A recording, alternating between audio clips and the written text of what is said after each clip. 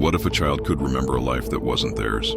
Not a dream, not imagination, but a detailed, consistent memory of another person's life, including names, locations, and the exact way that person died. And what if those memories turned out to be real? This story has been shared by parents, researchers, and even documented in medical and psychological records. And to this day, no one can fully explain it. It started when the child was barely old enough to speak. At first, the parents thought it was pretend play, normal childhood imagination. But the details didn't fade. The child began insisting they had another name. Not a nickname, not a character, a full name. They described a house they had lived in before. They spoke about a job they used to have. They mentioned a spouse, by name, and children who weren't theirs. Most disturbing of all, they described how they died.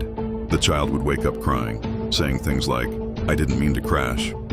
They didn't see me coming. I was supposed to go home." This wasn't random storytelling. The memories were consistent, night after night, month after month. As the child grew older, the memories became more specific. They named a city they had lived in before, a city the family had never visited. They described landmarks, a street corner, a building that used to be there. When asked questions, the child didn't hesitate. They answered calmly, as if recalling something obvious. The parents began writing everything down. Dates, names, descriptions. At first, they assumed coincidence. Then one detail changed everything. The child described an accident involving a specific vehicle at a specific location in a specific way. Out of curiosity, the parents searched public records, and they found something. There was a real person. Same name, same city, same occupation. That person had died years before the child was born. The cause of death? A fatal accident, matching the child's description almost exactly. Same location, same circumstances, even the same time of day. The parents were shaken. They had never told the child any of this. They couldn't explain how their child knew. But it didn't stop there. Eventually, the family traveled to the city mentioned by the child. They didn't tell them where they were going. But as they drove through unfamiliar streets, the child began pointing. "That's where I used to go. I remember that place. That building wasn't there before." They arrived at an address connected to the deceased individual. The child became quiet, then said, "This feels wrong. I shouldn't be here." Later, they met surviving relatives of the deceased. Without prompting, the child recognized them. Used names no one had spoken aloud, mentioned personal details no outsider should have known. The adults were visibly shaken.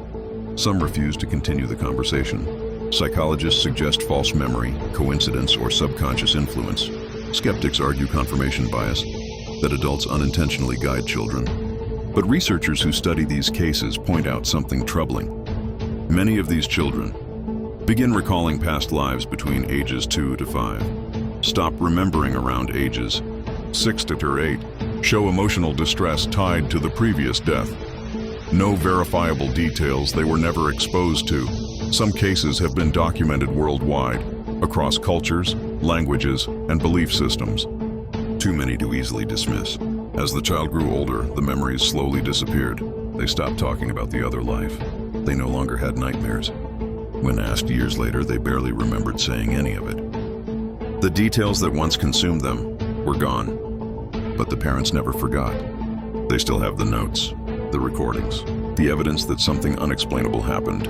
Was it reincarnation, a psychological anomaly, or something science simply hasn't caught up to yet? If memories can survive death, what else might carry over?